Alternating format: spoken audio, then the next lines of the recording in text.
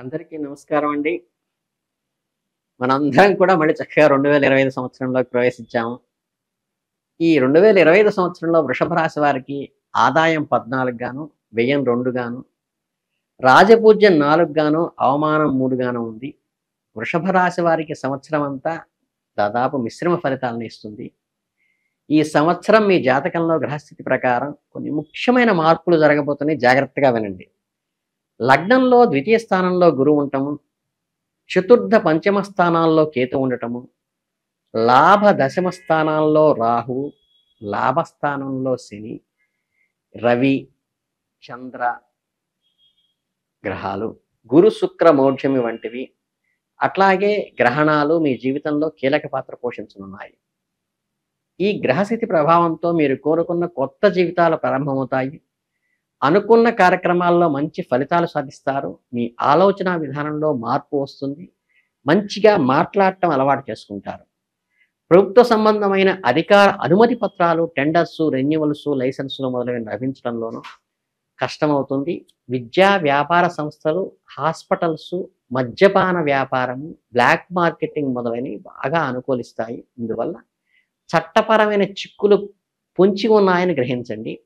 నిజాయితీగా పనిచేసే వ్యాపారాలు స్థిరంగా ఉంటాయి. ఖచ్చితమైన లాభాలు వస్తాయి. పరిగెత్తి పాలు త్రాగటం కన్నా నిలబడి నీళ్లు తాగటం మంచిదని గ్రహించి అడుగు చూచి వేయండి.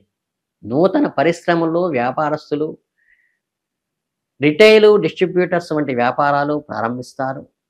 నమ్మకమే పెట్టుబడిగా కొన్ని కార్యక్రమాలు చేపట్టవలసిన పరిస్థితి వస్తుంది. సమాజంలో కనుమరుగవుతున్న నీతి నిజాయితీలపైన మీకు నమ్మకం తగ్గిపోవటం ఒకంత విస్మయానికి దారితీస్తుంది. కొంతమంది ముఖ్యమైన వ్యక్తులతో విడిపోవటం, మరి కొంతమంది కొత్త వ్యక్తులతో చక్కగా కలవటం కూడా జరుగుతుంది. స్పెక్యులేషన్ అంతగా లాభించదు. వివాదాస్పద విషయాల్లో తలదూర్చి వర్గానికి కొంత దూరం అవుతారు. న్యాయస్థానాల్లో వివాదాస్పదమైన అంశాలు ఒక కొలిక్కి రావటం వాయిదా పడుతూ ఉంటుంది. ఆహార మార్పులు అనారోగ్యానికి కారణమయ్యే అవకాశం ఉంది. పోటీ ప్రపంచంలో విజయం సాధిస్తారు. ప్రతివ్యూహంగా రచనలు చేయవలసిన పరిస్థితి వస్తుంది. అనుకూల వాతావరణంలోనైనా ప్రతికూల వాతావరణంలోనైనా అనుకూల ఫలితాలే సాధిస్తారు.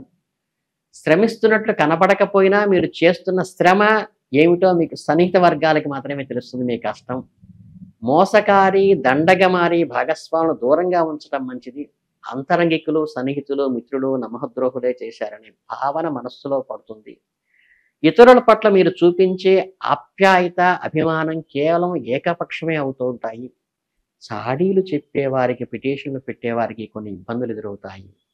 అత్యంత మేధావంతులని మీరు నమ్మిన వ్యక్తులు కూడా వాళ్ళ మేధస్సును రుజువు చేసుకోలేకపోతారు.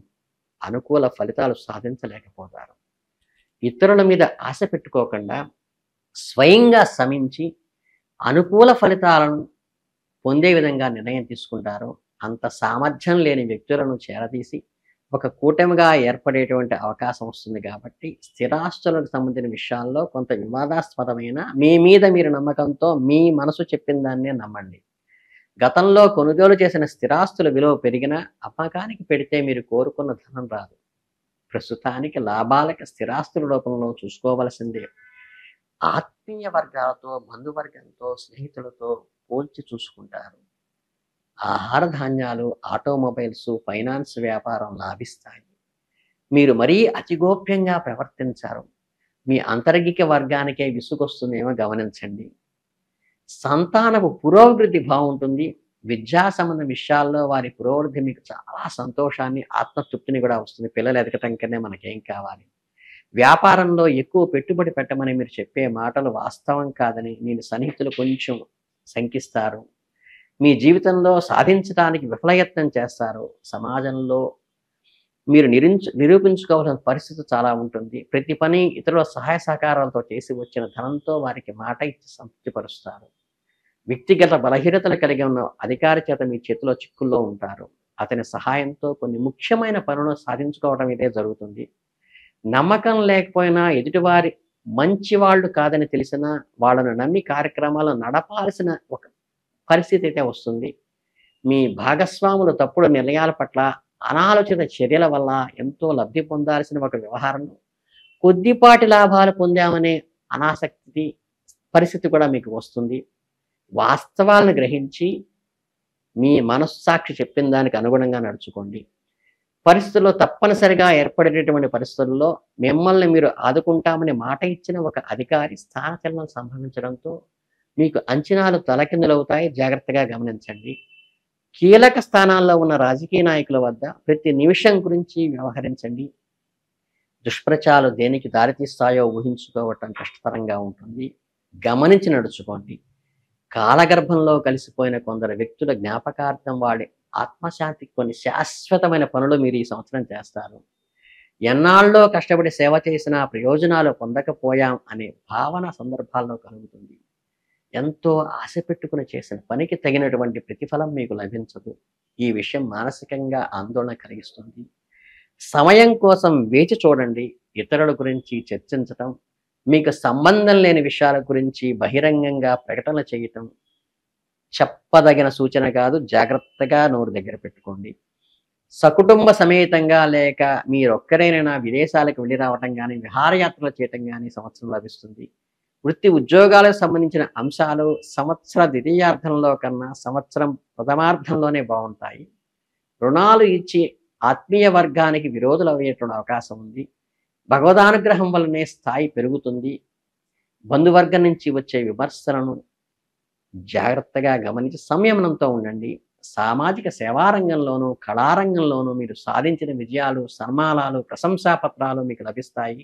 దానివల్ల ఎదుటి వాళ్ళు ఈర్ష్యపడే అవకాశం ఉంది. కనుకేంటంటే మీ దారిని మీరు వాళ్ళ ద్వారా కొన్ని ప్రయోజనాలు సాధించగలుగుతారు. అలాగే అసూయ, ద్వేషాలు కూడా పక్క వాళ్ళకి రగిలేటువంటి స్థాయికి మీరు ఎదుగుతారు. ప్రకృతి, వైద్య సంబంధమైన విషయాలు, ఆయుర్వేద చిట్కాలు అనుసరించి మంచి ఫలితాలు పొందుతారు. సమాజ స్వరూపం చూసుకొని సందర్భోచితంగా నిర్ణయాలు తీసుకొని నష్టపోకుండా మీ ప్రయోజనాలను కాపాడుకోండి. స్త్రీల ఆరోగ్యం విషయంలో ప్రత్యేకమైన జాగ్రత్తలు అవసరము. స్త్రీ సంతానం పురోభివృద్ధి ఉంటుంది కాబట్టి మీ అమ్మాయి బాగుపడితే మీకన్నా ఆనందపడే వాళ్ళు ఎవరు?